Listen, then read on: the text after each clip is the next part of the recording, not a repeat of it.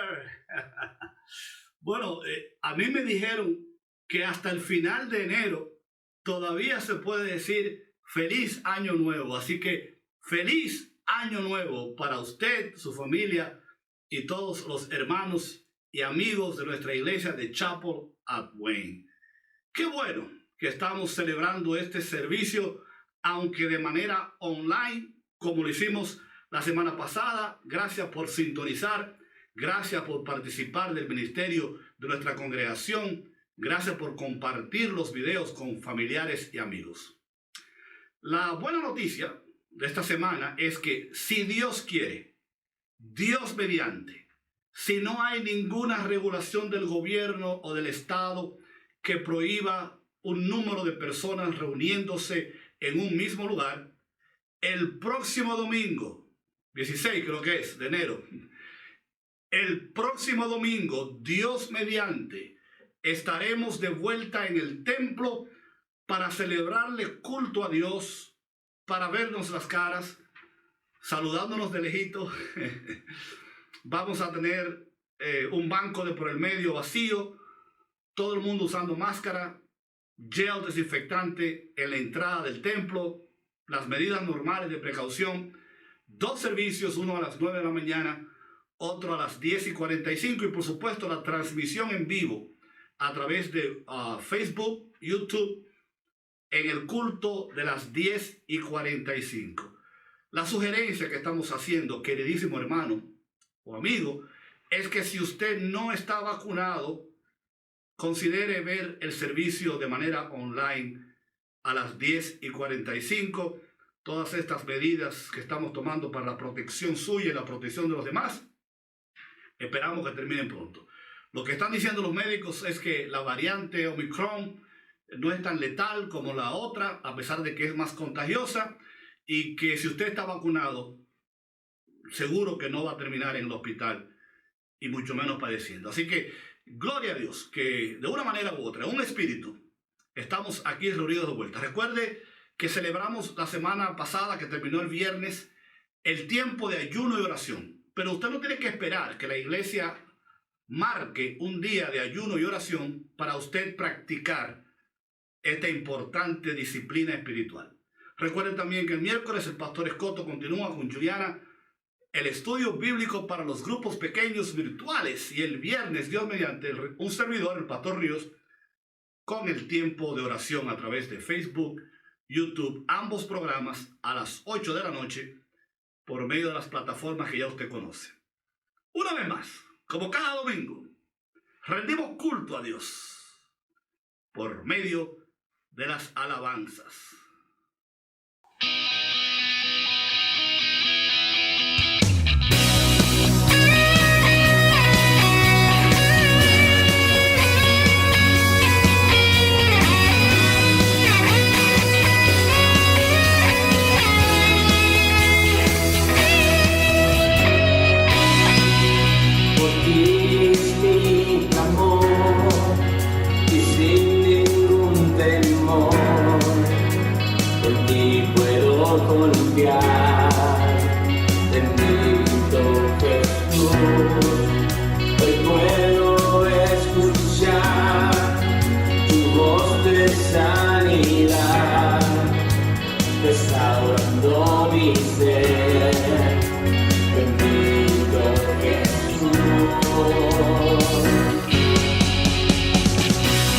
Mi deseo es tú, mi momento de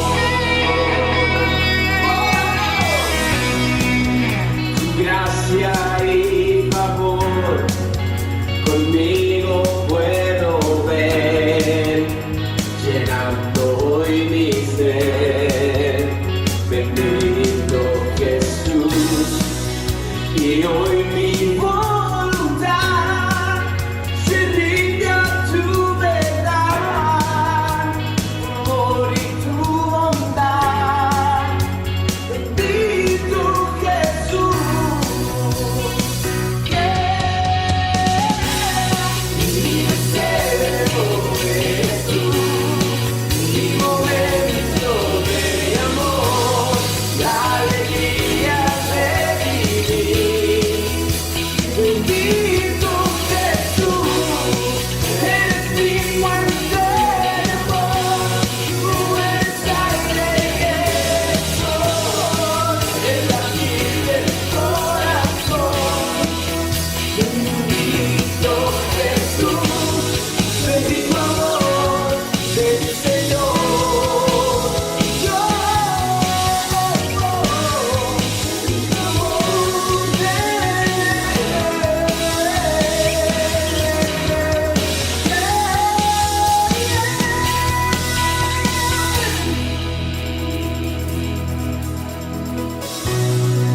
Mi deseo eres tú, mi momento de amor, la alegría de vivir. Bendito Jesús, eres mi fuente de amor, eres aire y eres sol, eres latir del corazón. Bendito Jesús, bendito amor de mi Señor. Bendito amor de mi Señor.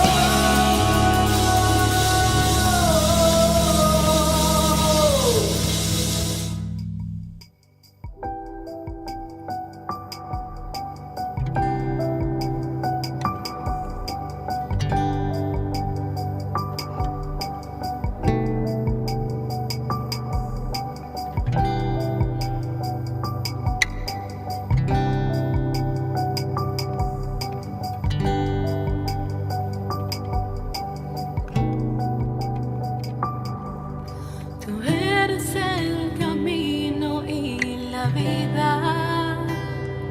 Sin ti no podría vivir.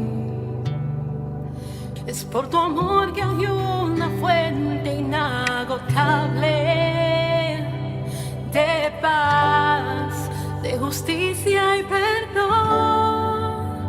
Tú eres digno, Rey poderoso, te damos la gloria y honra a ti. Diste a tu Hijo en el Calvario por nuestros pecados, oh Dios.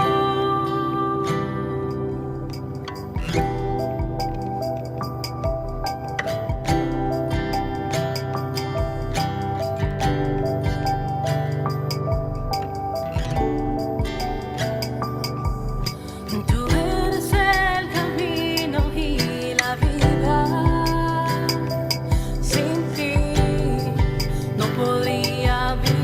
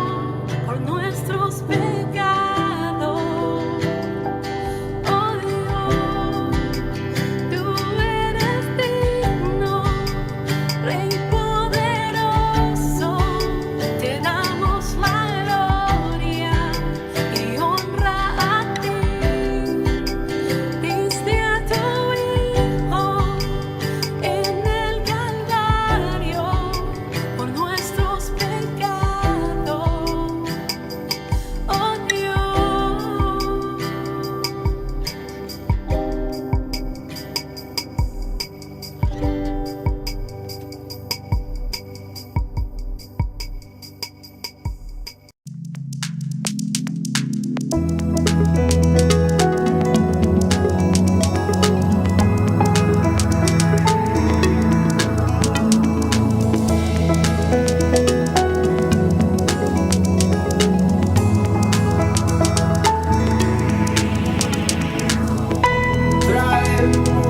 hoy ante tu altar nuestras coronas.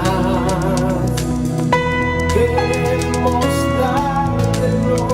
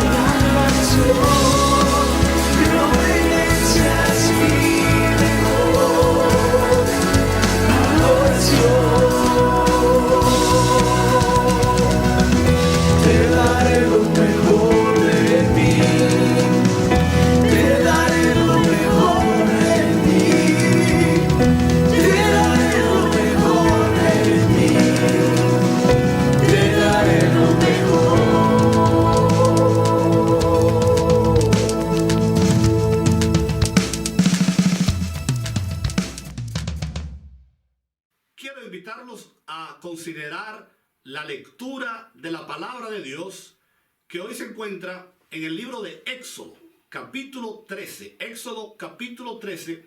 Vamos a leer los versículos 17 al 22, como siempre, de la Nueva Versión Internacional, segunda parte de la serie de mensajes que comenzamos a predicar la semana pasada y que hemos titulado Nuestra salida de Egipto. Cómo podemos aprender lecciones prácticas para este nuevo caminar que Dios nos ha permitido comenzar, valga la redundancia, en el nuevo año. Éxodo 13, 17 al 22. Cuando están todos listos, digan amén. La palabra de Dios dice así: cuando el faraón dejó salir a los israelitas, Dios no los llevó por el camino que atraviesa la tierra de los filisteos. Tome nota, que lo vamos a necesitar eso en el sermón. Dios no los llevó por el camino que atraviesa la tierra de los filisteos, que era el más corto, pues pensó, si se les presenta batalla, podrían cambiar de idea y regresar a Egipto. Dios nos conoce mejor que nosotros mismos. Por eso les hizo dar un rodeo por el camino del desierto en dirección al Mar Rojo. Los israelitas salieron de Egipto en formación de combate. Moisés se llevó consigo los restos de José, según éste lo había pedido a los israelitas bajo juramento. Estas habían sido las palabras de José: pueden contar ustedes con que Dios vendrá en su ayuda. Repítalo. Puede contar usted con que Dios vendrá en su ayuda. En el 2022, iglesia, podemos contar con que Dios vendrá en nuestra ayuda. Cuando eso suceda, no si sucede, no si sucede, sino cuando eso suceda, cuando Dios venga en nuestra ayuda, José pidió: llévense de aquí mis restos. Los israelitas partieron de Sucot y acamparon en Etán, donde comienza el desierto. De día, el Señor iba al frente de ellos en una columna de nube para indicarles el camino. ¿Para qué era la columna de nube? Para indicarles el camino. De noche los alumbraba con una columna de fuego. De ese modo podrían viajar de día y de noche. Jamás la columna de nube dejaba de guiar al pueblo durante el día, ni la columna de fuego durante la noche. Palabra de Dios. Padre, qué bueno recordar lo que tú has hecho en el pasado y saber que lo harás también en este 2022 con tu iglesia, en el nombre de Jesús. Amén. Pueden tomar asiento si se pusieron de pie. Cuando preparaba este mensaje, leí el siguiente relato de un hombre que hizo un viaje desde California hasta las islas de Hawái. Él escribe, y dicho sea de paso, el título del mensaje es ¿El norte verdadero o el norte magnético? Ese es el título del escrito que él tiene. ¿El norte verdadero o el norte magnético? Él dice, decidí que quería navegar desde Long Beach, California, hasta Diamond Head en Hawái. El viaje de más o menos 3,000 millas sería el más largo que yo jamás había hecho como marinero. Decidí ir al puerto deportivo y pedir un mapa, ¿verdad?, para guiarse en el viaje.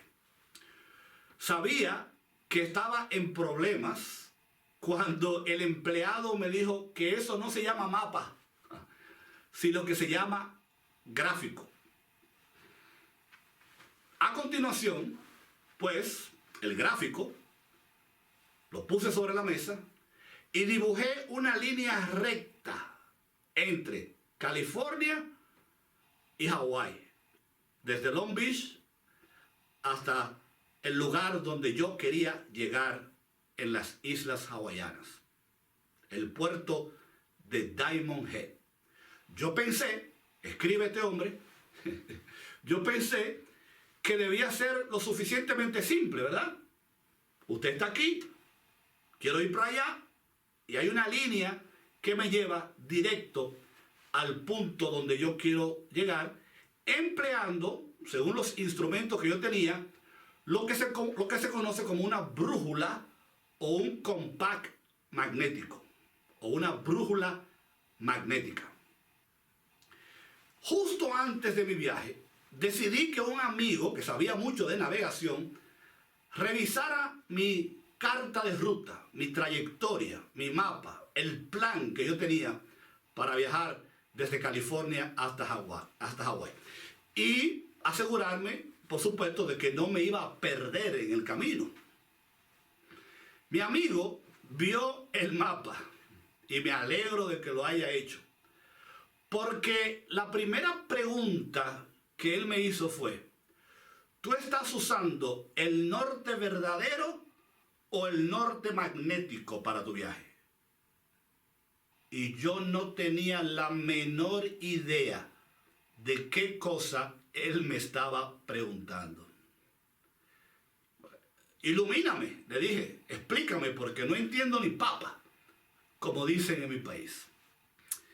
Y él me explicó, él me dijo, mira, el norte verdadero o el verdadero norte se basa en la posición tuya con respecto al polo norte, porque esta es una posición fija. El norte magnético no es una posición fija. Por lo tanto, puede variar y moverse, aunque sea milimétricamente. ¿Qué sucede entonces? Que si hay una variación, por más pequeña que sea, en un viaje de 3.000 millas, tú puedes salir de aquí, del punto A, y en vez de llegar al punto B en línea recta, te vas desviando poco a poco, y cuando vienes a ver, nunca vas a llegar a tu lugar de destino, porque si la distancia fuera corta, ese desvío milimétrico no te afectaría.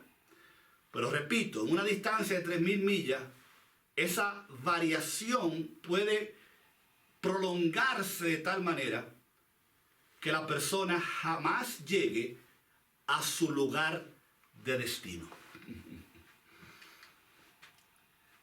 Me pareció muy interesante, mis queridos hermanos, comenzar el mensaje del día de hoy con esta ilustración, porque yo creo, la verdad, es que esta historia nos puede servir como referencia para producir lo que puede ser la diferencia en el caminar de nuestras vidas si estamos usando el norte magnético o el norte verdadero. En pocas palabras, si estamos usando a Dios como nuestra guía, como nuestro GPS, que es seguro, o si estamos usando métodos personales, ideas personales, experiencias o conocimientos personales que nos ayuden a guiarnos, particularmente en este nuevo comienzo de año, donde nos quedan 360 días, si Dios nos da vida y salud, donde tendremos que navegar con mucho cuidado para que lleguemos a donde queremos llegar y no terminemos perdidos en el espacio,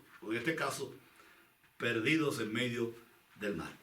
Si estamos viviendo nuestras vidas, persiguiendo todo lo que brilla y cualquier cosa que sea placentera, aunque sea momentánea, se puede decir que estamos siguiendo el norte magnético.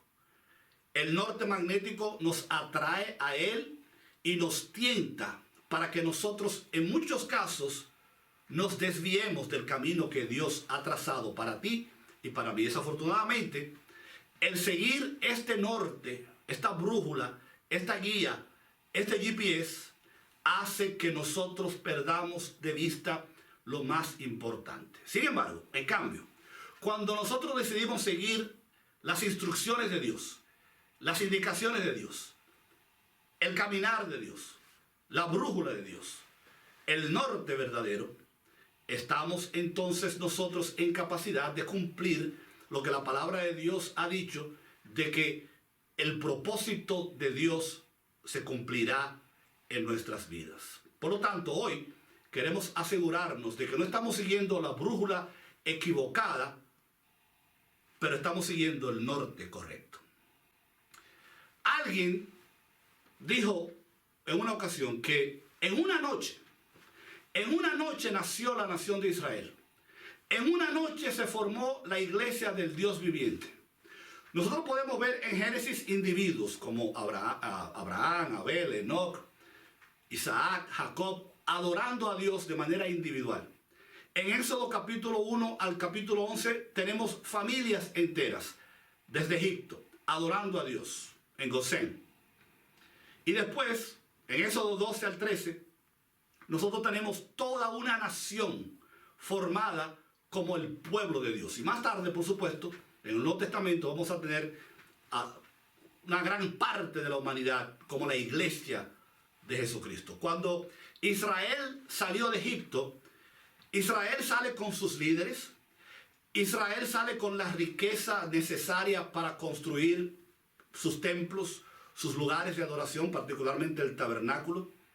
Israel sale con ya celebraciones religiosas organizadas como la Pascua, la de los panes y levadura, la dedicación de los primogénitos.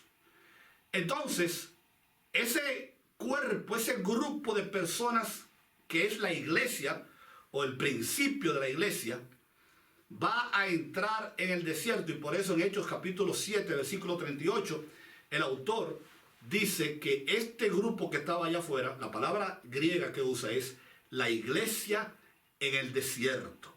Israel era la iglesia en el desierto. Por eso las lecciones que podamos sacar de este contexto histórico pueden perfectamente servirnos para la iglesia en el día de hoy.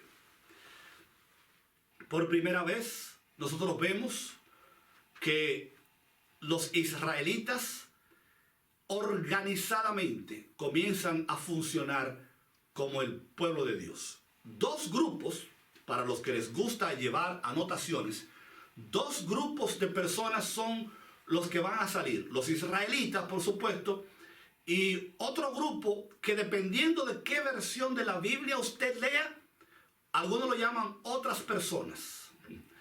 Otros, como la Nueva Traducción Viviente, lo llama gentuza. Con el pueblo de Israel de Egipto salió una gentuza. Éxodo 12:38, Nueva Traducción Viviente, dice: con ellos salió una gentuza que no era israelita, con grandes rebaños y con manadas. Si usted lee ese mismo pasaje en la King James, en inglés, la traducción al español sería una multitud mixta. Allí había moros y cristianos. Estaba mezclado el pueblo. 600,000 hombres hebreos, de acuerdo a la palabra de Dios, salieron de Egipto esa noche. Por lo que si usted añade a las mujeres y los niños, los expertos calculan que más o menos 2 millones de personas salieron rumbo a la tierra prometida. Eso fue el cumplimiento, en parte, ¿no?, de lo que Dios le prometió a Abraham 500 años atrás. En Génesis capítulo 5, versículo 5, Dios le dijo a Abraham que sus descendientes serían como las estrellas, demasiados para ser contados. Recuerde que llegaron a Egipto una familia de solamente 70 personas. ¿Se acuerdan cuando José llegó y trajo sus familiares? 70 personas. 430 años después, más de 2 millones de personas se cuentan como los descendientes de Abraham. Es asombroso el crecimiento que Dios permitió que su gente tuviera, a pesar de la oposición de los egipcios que trataron de controlar el crecimiento demográfico. ¿Se acuerdan? Que incluso mandaron a matar a los niños varones para que el pueblo no se multiplicara. Y de allí viene la historia de Moisés.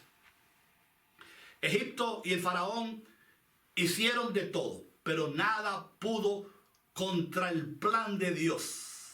Porque ni el diablo, se lo reprenda, ni el enemigo, ni ninguna artimaña de aquellos que se oponen a la iglesia van nunca a estropear el plan que Dios ya tiene hecho. Salieron, dijimos ya, el pueblo de Dios, pero también esta multitud de la cual se habla en el capítulo 12, versículo 38, perdón. Algunos no hebreos, de acuerdo con la palabra. Se cree que algunos eran egipcios, otros probablemente eran esclavos o extranjeros, no sabemos. La Biblia no lo dice. Lo que sí sabemos es que eran personas alborotadoras, porque en Números, capítulo 11, versículo 4, una versión lo llama chusma, ya dijimos, y otra dice, el populacho que iba con ellos, en Números 11, 4, el populacho que iba con ellos, le vino un apetito voraz. Y también los israelitas volvieron a llorar y dijeron, ¿quién nos diera carne?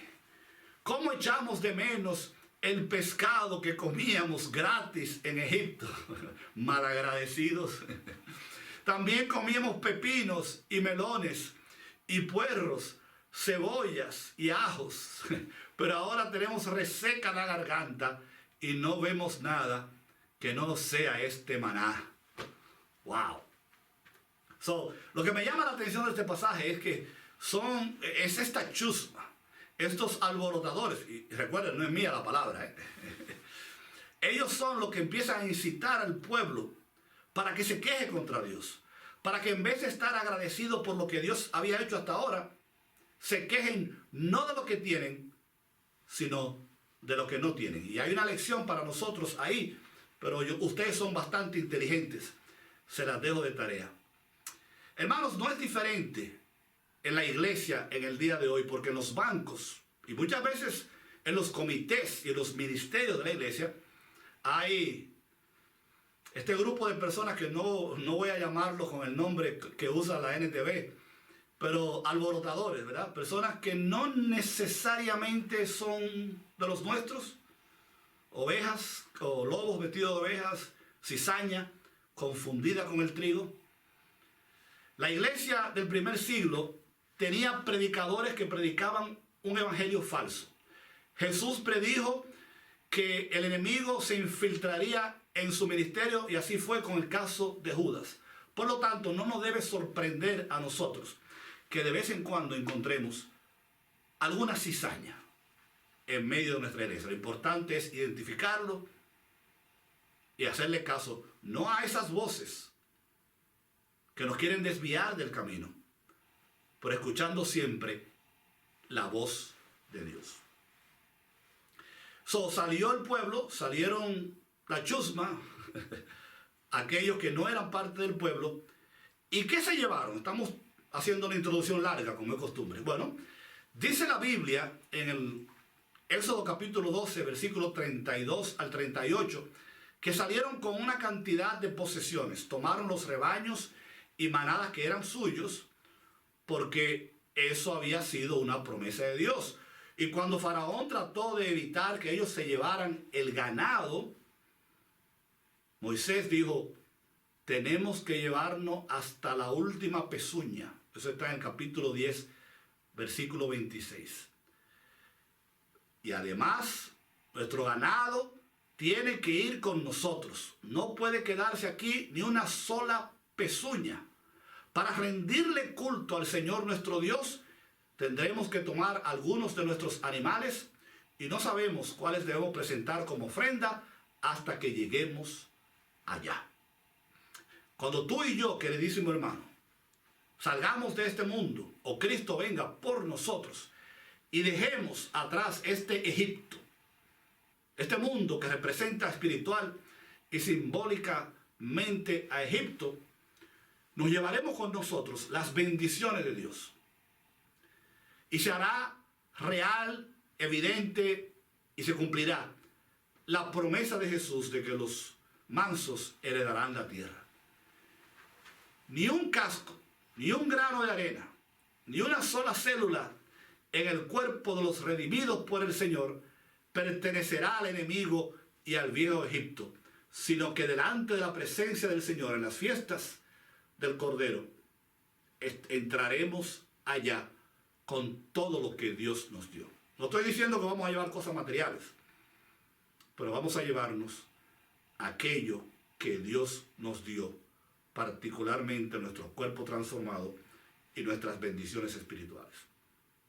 También ellos salieron con cosas que pertenecían a Egipto. Dios les permitió, de acuerdo a la promesa que le había hecho a Abraham, usted puede buscarlo en Génesis capítulo 15, versículo 13, el Señor le dijo: debes saber que tus descendientes vivirán como extranjeros en la tierra, en una tierra extraña, donde serán esclavizados y maltratados. Todo esto fue profetizado por Dios a Abraham. Durante 400 años, pero fíjense, versículo 14, pero yo castigaré a la nación que los esclaviza y luego tus descendientes saldrán en libertad y con grandes riquezas.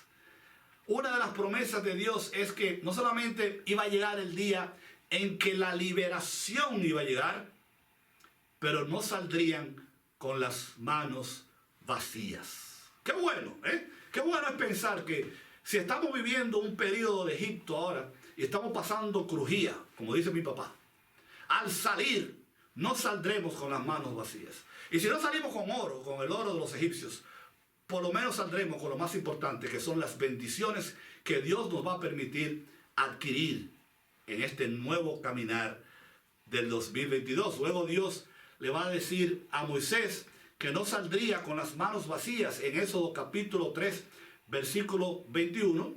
Usted lo puede buscar también en Éxodo 12:36. Dice que así los egipcios le dieron todo lo que ellos pedían. Y de esa manera, dice una versión bíblica, saquearon a los egipcios. Ahora, que quede claro, eso no fue un robo. Israel no se robó nada que no le pertenecía a ellos. Era un pago por la esclavitud. Dios siempre, mis queridos hermanos, ajusta sus cuentas. Y ellos usaron esa riqueza para construir su centro de adoración multimillonario en aquel tiempo, conocido como el tabernáculo. Porque al final del día, ¿no es cierto que Dios es el dueño del oro y de la plata y de las telas y de las pieles y de las joyas y de los dólares? Que todo el ganado de todas las montañas, según dice el Salmo 50:10, le pertenece a Él. Por eso a veces duele, ¿verdad?, que durante tanto tiempo la iglesia haya permitido que el mundo y el enemigo controle las riquezas de Dios para otra cosa que no sea el beneficio del reino de Dios. La televisión, la radio, ahora el internet, en la mayor parte de las veces son usados para el mal. Pero nosotros tenemos, queridos hermanos, que aprovechar, como lo estamos haciendo ahora, aprovechando las plataformas sociales, el internet, la tecnología, arrebatárselo de las manos al diablo y ponerlo para el uso de la gloria de Dios, la expansión del evangelio, la expansión del reino de Cristo. Salieron ellos, salieron con riquezas suyas, salieron con riquezas de los egipcios. ¿Qué más se llevaron en el viaje? Estamos en la introducción todavía. Pero no se preocupe, que el mensaje va a ser más corto que el domingo pasado. No se lo prometo, pero voy a tratar. Salieron también con el cuerpo de José, capítulo 13, versículo 19. Recuerden, y no voy a hacer la historia porque ustedes la conocen, cuando José murió o estaba a punto de morir, pidió que no dejaran su cuerpo en Egipto, sino que se lo llevaran con él. En Génesis 50, 24 al 26, le dijo a sus hermanos: estoy a punto de morir, pero Dios seguramente vendrá a ti. Él no dudó. No es que si Dios viene, Dios seguramente vendrá a ti y te llevará de esta tierra a la tierra que prometió bajo juramento a Abraham, Isaac y Jacob, Dios seguramente, me gusta la palabra, seguramente vendrá en tu ayuda. Dios seguramente vendrá en tu ayuda. Y entonces debes llevar mis huesos de este lugar. Así que José murió a la edad de 110 años y después de que lo embalsamaron, fue colocado en un ataúd en Egipto. Otra vez, de ahí para allá, el cuerpo de José duró casi 400 años embalsamado en Egipto. Los egipcios eran expertos en esto de las momias y de embalsamar cuerpos. Y efectivamente, a la salida de todas las cosas que se llevaron, se aseguraron de cumplir la promesa hecha a José de que se llevarían con ellos también sus huesos. ¿De qué sirve recordar esto? ¿Y qué importancia tiene para nosotros? Bueno, es un recordatorio, número uno, de que todos vamos a morir, ¿verdad? No era eso lo que usted quería oír. Pero también, queridos hermanos, recordatorio de una esperanza. José no dijo, si Dios viene y los ayuda, no. Él dijo, seguramente Dios vendrá y los ayudará. No por si acaso, no. Durante todos esos años de esclavitud, de sufrimiento, hubieron personas que nacieron y murieron y no vieron el cumplimiento de esta promesa. Pero siempre estuvo en los restos de José como testimonio de que la promesa de Dios, de que un día llegaría en ayuda de este pueblo que estaba en esclavitud, no moriría. Los huesos, la momia de José, durante 400 años, era un recordatorio de que Dios había hecho una promesa y esa promesa se cumpliría. Por lo tanto, el ver al pueblo de Israel sacando con ellos los restos de José, una vez más, fue una indicación clara de que Dios siempre cumple sus promesas. Lo más importante de nuestro mensaje es que Dios no envió al pueblo fuera de Egipto. Él fue y los sacó con mano fuerte. No solamente los sacó, sino que fue con ellos durante todo el camino. Recuerden, mis queridos hermanos, recordemos lo que Moisés le dijo a Dios al principio: si tú no vienes con nosotros, yo no voy para ningún sitio. En buen dominicano, yo no voy para ningún sitio si tú no vienes con nosotros. Y por supuesto, la presencia de Dios en todo este caminar fue lo que hizo la gran diferencia. Ellos caminaron guiados por el norte verdadero, por la brújula correcta. Hay, en este sentido, mis queridos hermanos, para entrar al mensaje de hoy rapidito, algunas cosas que tenemos que saber. Cuando pusimos el anuncio en Facebook, escribimos que hoy en día nosotros estamos muy acostumbrados a los dispositivos que nos ayudan a ahorrar tiempo. Y por lo tanto, nos puede llegar la tentación de creer que Dios tiene que actuar de la misma manera. Y estamos muy acostumbrados a lo que muchos han llamado hoy la generación de microwave, que todo es para ahora y para allá. Y por lo tanto, Dios debería también responder nuestras oraciones y actuar en nuestro favor ya. Y cuando eso no sucede, nos llega a la mente tal vez la idea de que Dios es ineficiente o que Dios es lento. Pero queremos recordarle, que no se le olvide nunca, que Dios no es ni ineficiente ni lento. Dios sabe lo que está haciendo y Dios logra su propósito justo en el tiempo adecuado. Busque Isaías 46:10 para que lo entienda mejor. Pero probablemente desde nuestra perspectiva limitada en el tiempo, los caminos de Dios muchas veces, a menudo, parecen insuficientes, lentos, inefectivos. Para ser fieles al Señor y a su causa, necesitamos despojarnos de esa manera moderna, contemporánea, de ver las cosas y tratar de entender cómo es que Dios obra, basado en lo que la palabra de Dios enseña. Necesitamos aprender a conocer sus caminos, que no son nuestros caminos. Esa falsa enseñanza que mencionamos hace un momentito apela a la carne. Porque honestamente, ¿quién no quiere el éxito instantáneo? ¿Eh?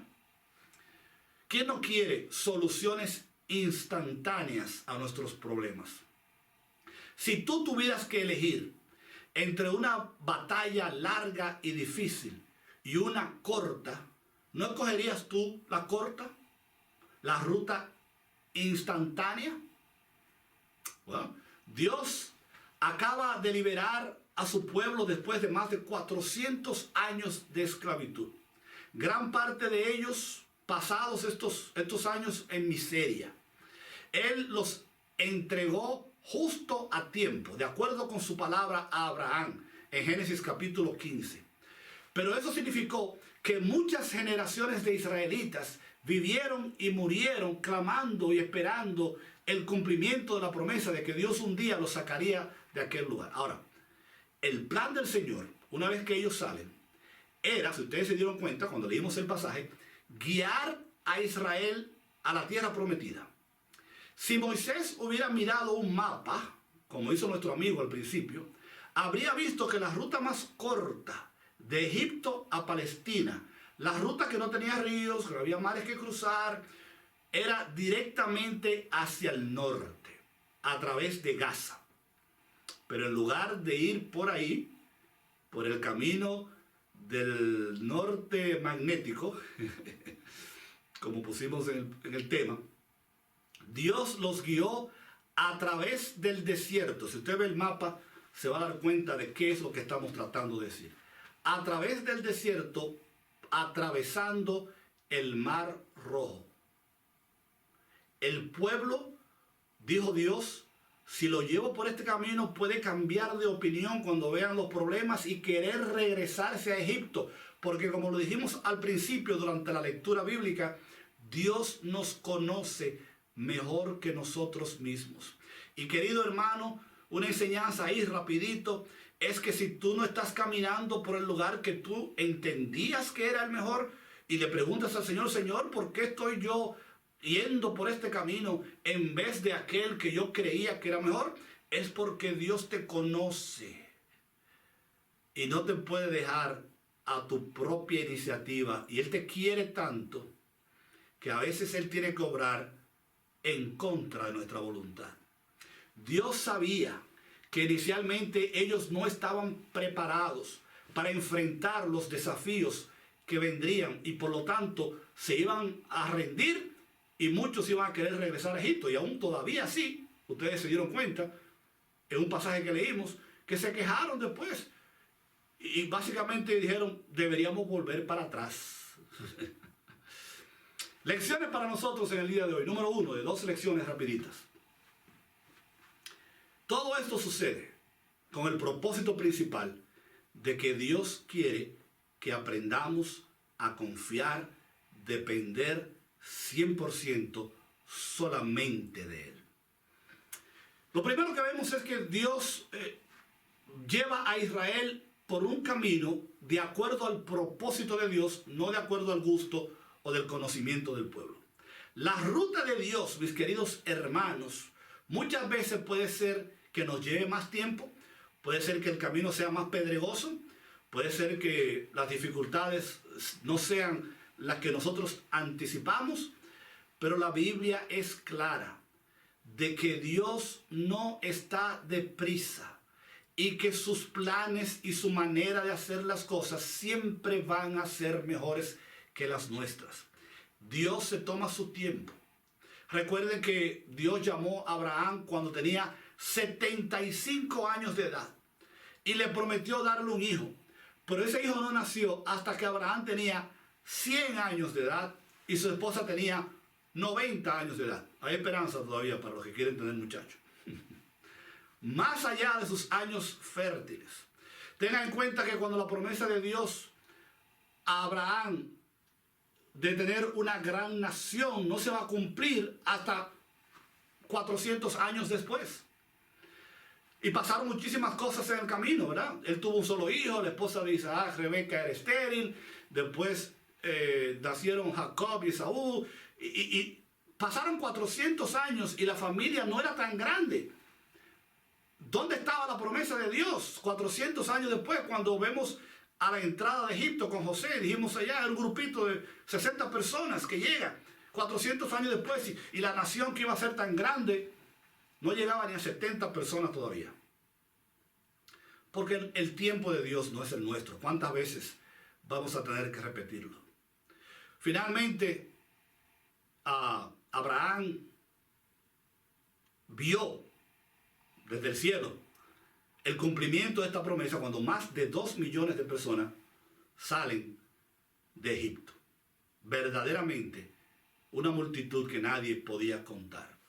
Entonces, como hemos visto ya, la ruta para liberar a Israel de la esclavitud en Egipto tampoco fue la más rápida o la más eficiente. La Biblia dice que Moisés fue educado en todo el saber de los egipcios y era un hombre de poder en palabras y en obras.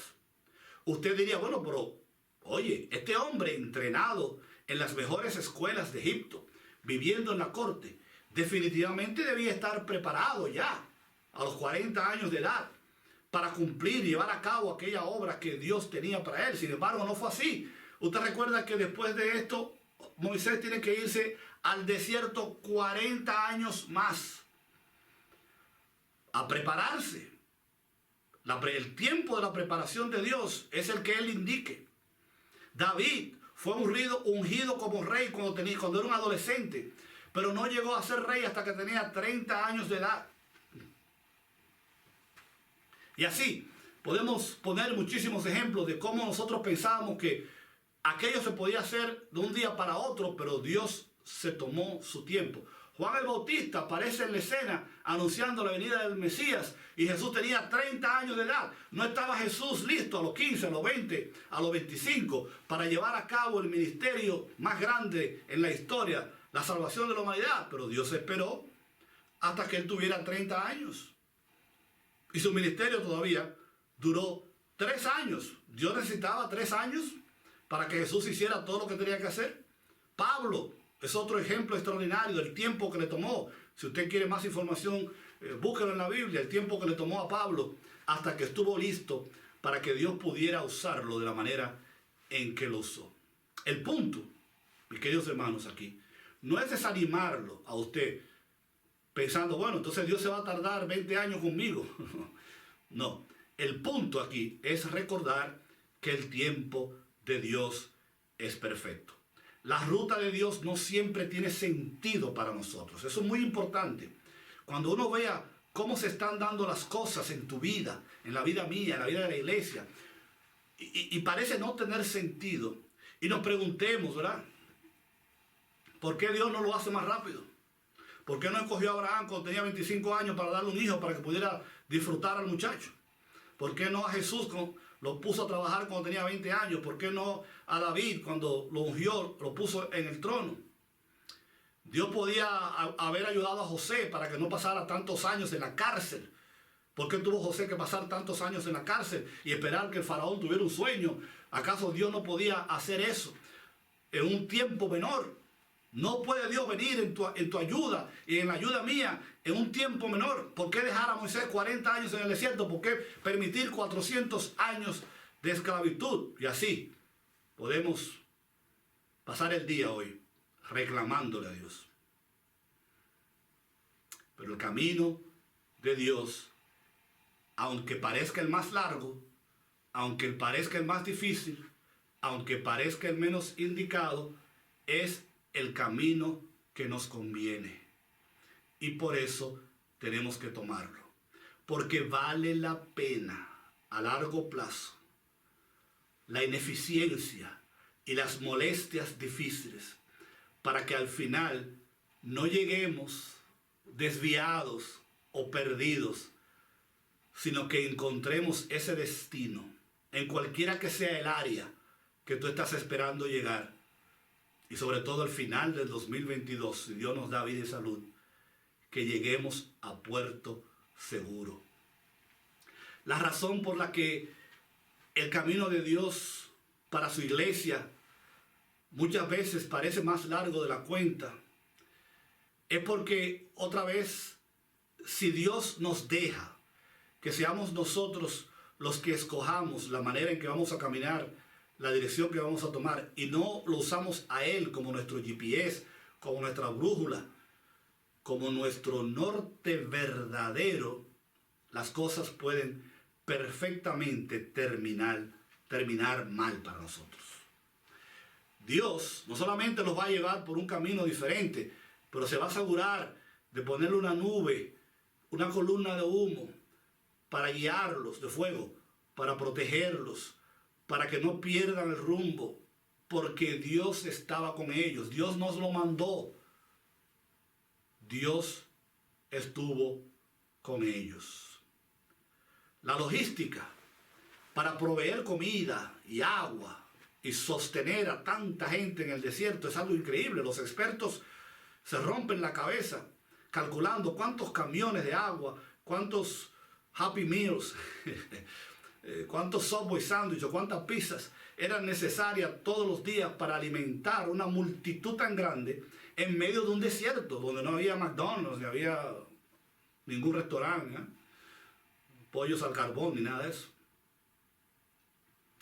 Sin embargo, ahí, en medio de tanta carestía y necesidad, Dios hizo milagros y Dios permitió que nunca les faltara qué comer, que nunca les faltara qué tomar, que nunca les faltara dónde vivir, dónde quedarse. Incluso cuando se antojaron de carne, hasta le cumplió sus antojos. Pagaron sus consecuencias, pero Dios satisfizo hasta sus antojos. Número 2, el camino de Dios a veces puede parecer diferente para nosotros, porque al tomarlo, Dios recibe la honra y nosotros recibimos la bendición. El objetivo básico de la raza humana caída es la independencia de Dios. El hombre quiere ser independiente de Dios, no quiere depender de Dios, no quiere darle razón a Dios. Queremos salvarnos o al menos tener una participación en el proceso de la salvación. Queremos tener crédito en este proceso para de alguna manera decir, bueno, yo tuve algo que ver, y no darle la honra y la gloria totalmente a Dios. Y la pregunta es, ¿quién es que obtiene y quién merece la gloria? Si yo puedo ayudar a Dios en cosas tan importantes como la salvación, entonces, por lógica, a mí me pertenece un poco de la gloria, ¿no es cierto? Si yo puedo vivir la vida cristiana con mis propias fuerzas, entonces yo puedo tomar crédito cuando las cosas salen bien. Pero Dios dice en Isaías 42:8 que Él es el Señor, que ese es su nombre y que Él no comparte o no le da su gloria a nadie. Dios no comparte su gloria. Por eso así, Él nos lleva por una ruta donde nosotros podamos dejar a un lado, entender que no podemos tener nuestra autodependencia, que no podemos contar con nuestras fuerzas, con nuestra sabiduría, con nuestros recursos, que la confianza la tenemos que tener solamente en Él, para que al final solamente Él reciba la gloria, aunque tú y yo recibamos los beneficios. Fíjense, hay por lo menos 3 cosas que tenemos que anotar acerca de esto de confiar y depender de Dios y dejar a un lado nuestra autosuficiencia. Número 1. Confiar en el Señor requiere que veamos y que reconozcamos nuestra debilidad, nuestra necesidad, nuestra falta de provisión y de poder. El Señor específicamente ordenó a Moisés que llevara a Israel a un lugar donde había un gran cuerpo de agua, donde ellos humanamente no iban a poder hacer nada y después se iban a ver de espaldas a un ejército más numeroso que ellos, con armas que humanamente iba a ser imposible defenderse. ¿Por qué haría Dios eso? Bueno, una respuesta es para que Israel viera su propia debilidad, su falta de poder, y para que entienda que en situaciones humanamente imposibles, solamente la dependencia en Dios puede hacer la diferencia. Y yo creo que ellos aprendieron esa lección, aunque después se les olvidó porque tenían muy mala memoria, así como nosotros. Después de la milagrosa liberación de Egipto y después de haber abierto el mar, Dios va a seguir proveyendo, Dios va a seguir haciendo milagros, Dios va a sacar agua de donde no hay, va a sacar comida de donde no hay, va a permitir que los calzados de ellos no se desgasten, le va a dar poder para destruir enemigos, sin ellos tener siquiera experiencia en guerra. Y llega un momento, en el capítulo 16, donde la gente se queja y amenaza con regresar a Egipto. Y Dios provee maná. Y en el capítulo 17 de nuevo querían agua. Y Dios le da agua para que ellos aprendan que Dios es el que puede proveer todo lo que nosotros necesitamos. Si usted se pregunta, ¿por qué experimentó el pueblo de Israel tantos problemas en este caminar? ¿Acaso no eran ellos el pueblo de Dios? ¿No eran ellos el cumplimiento de la promesa de Dios a Abraham? ¿Por qué permitió Dios entonces todos estos sinsabores, todos estos inconvenientes? Lo dijimos ya.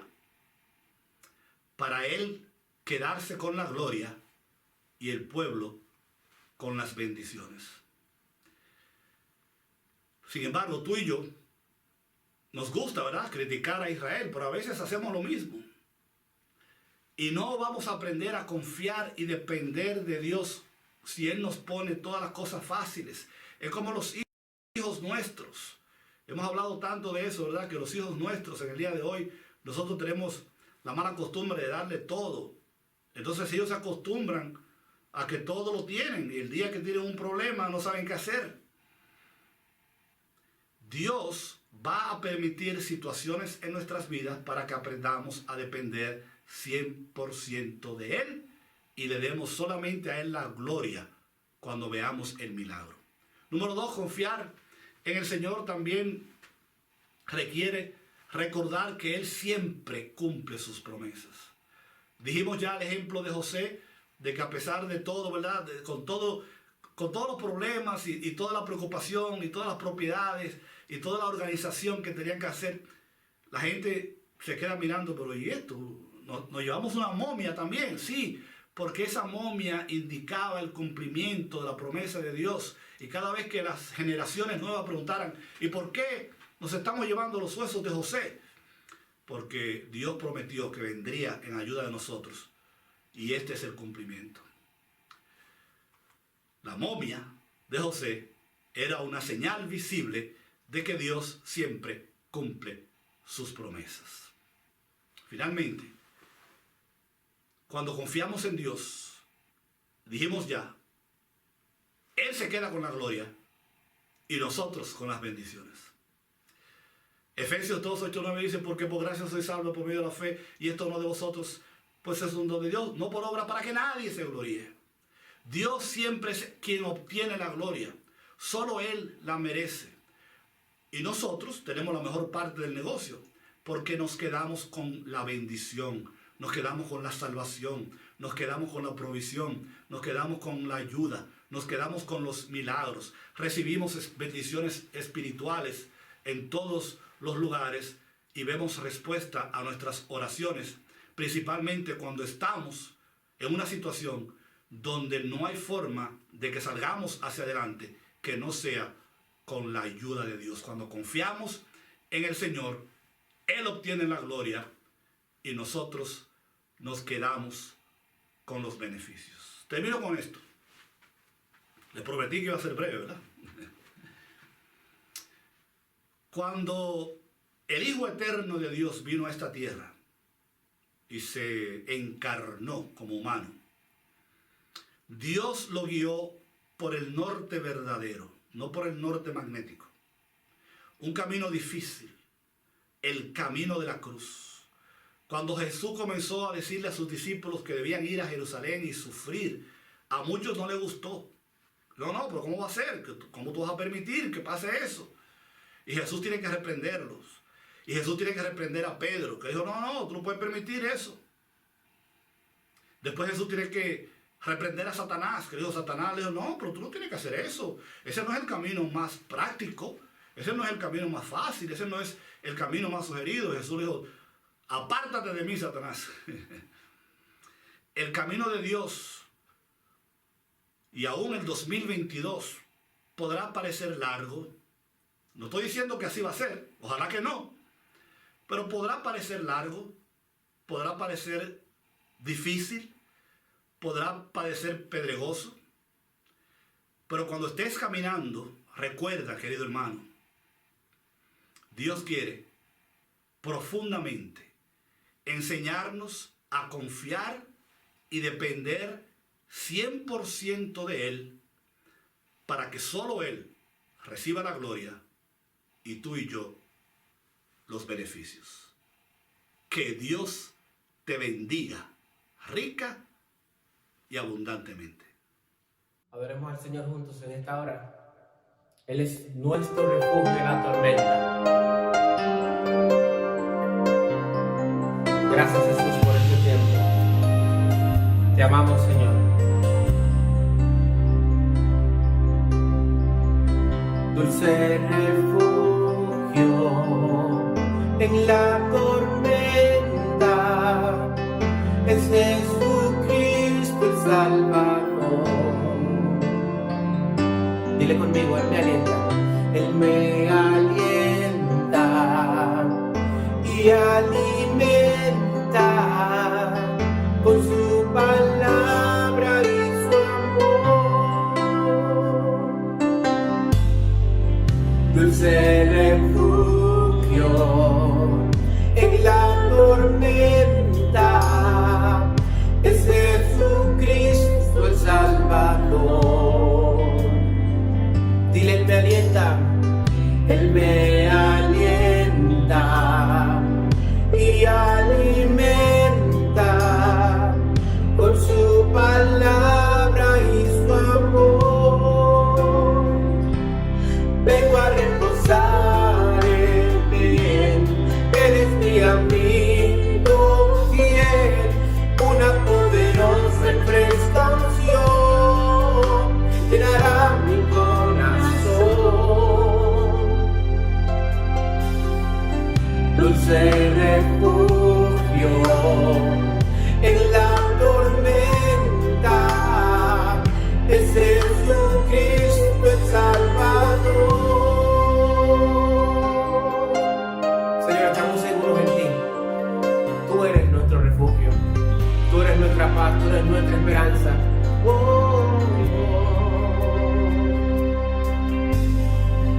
Dulce refugio en la tormenta, es Jesucristo el Salvador. Él me alienta y alimenta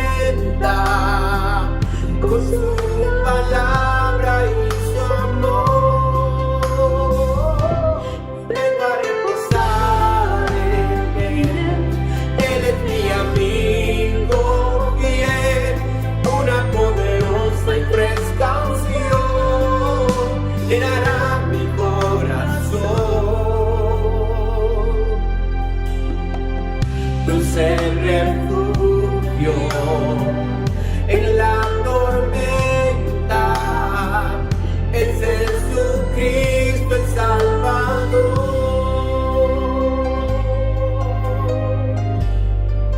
No confiamos en las circunstancias, confiamos en ti, Jesús. Confiamos en tu amor.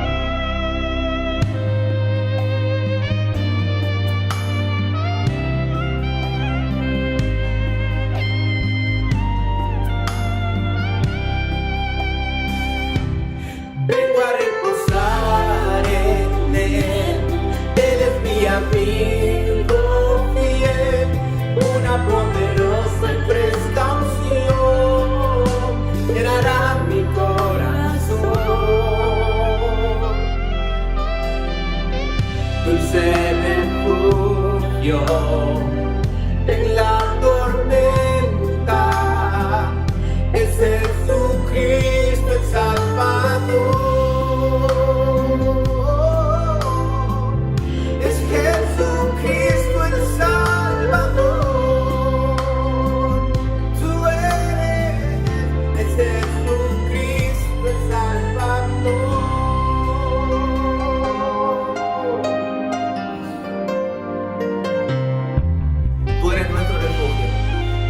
Tú eres nuestra confianza y nuestra esperanza.